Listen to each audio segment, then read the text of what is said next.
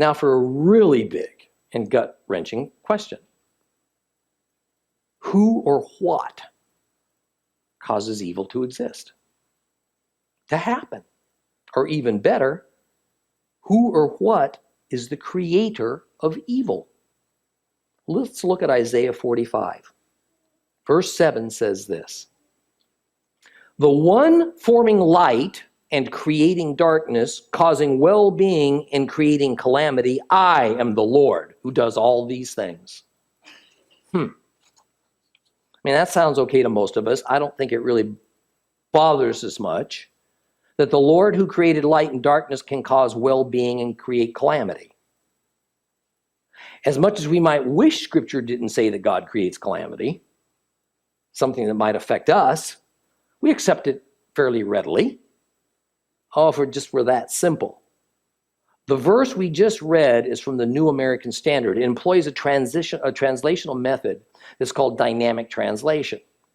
I want you to look now at that same verse in a more literal, direct, word-for-word translation from the JPS, Jewish Publication Society version. It says, "I form the light and create darkness. I make peace and I create evil. I am the Lord who doeth all these things." Now that does hurt our sensibilities. It says bluntly, the Lord creates evil. Is that possible? Even the King James Version says this basically the same. "I form the light and create darkness. I make peace and create evil. I, the Lord, do all these things." See, there are four key Hebrew words in this verse: or, choshek, shalom, and ra. So by mixing in the Hebrew with the English words, the verse would read, "I form the or and create choshech. I make shalom and I create ra."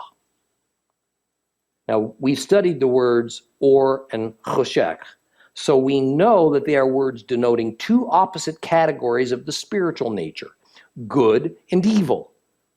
Shalom is a very interesting Hebrew word that we could take up a whole session talking about. But for today, just know that its very nature is describing a sense of well-being, of peace, of good, of godliness, of prosperity, of grace. But the key is it comes from the hand of God. It's divine. Therefore, it's a spiritual source. That's what produces shalom. The Hebrew word ra has a similar but opposite sense. Ra means evil or bad. Now remember the principle of opposites we've talked about. The principle that in our universe, everything that exists has an opposite. So as this verse and many others tell us, if God forms light, then darkness is present too. If the Lord creates shalom, then evil also erupts. God's behind it all, controls it all, uses it all for his divine purposes. It's only in our more modern Bible translations that we find the word for evil, ra, replaced with words like disaster and calamity. The Hebrew word ra means evil. Now, calamity and disaster and woe can sure result from evil. And so those terms can be used in a dynamic way to explain a resulting action, but ra directly refers to the spiritual sense of evil. That's because ra is the opposite of shalom. Now, don't think this is some isolated verse concerning evil that I read to you out of Isaiah. This phrase, directly showing the Lord causing evil to exist and to happen, is scattered throughout the Old Testament.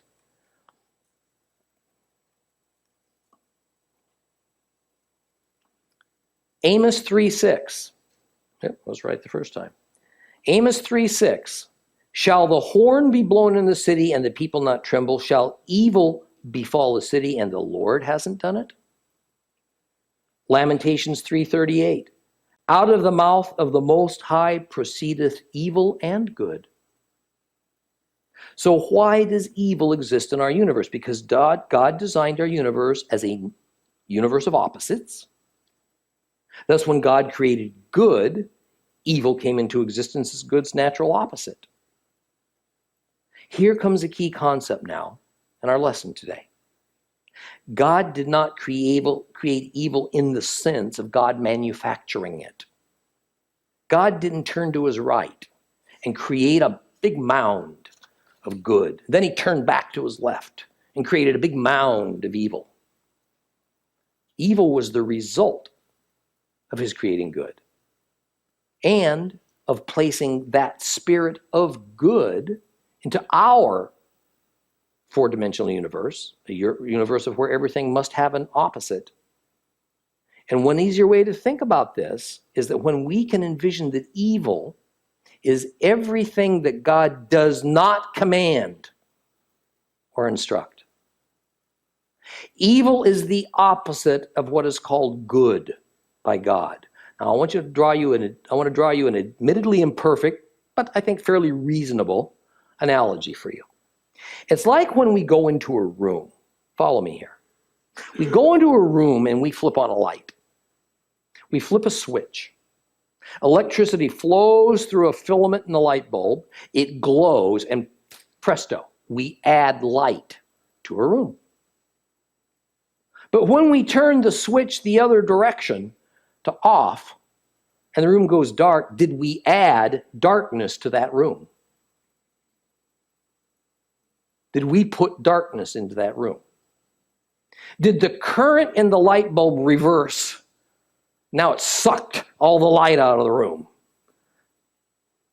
Or was the darkness manufactured in some physical process, similar to when the light was manufactured? No, because darkness is simply the opposite of light. If light is not produced and present, then the condition remains darkness, which is the natural state.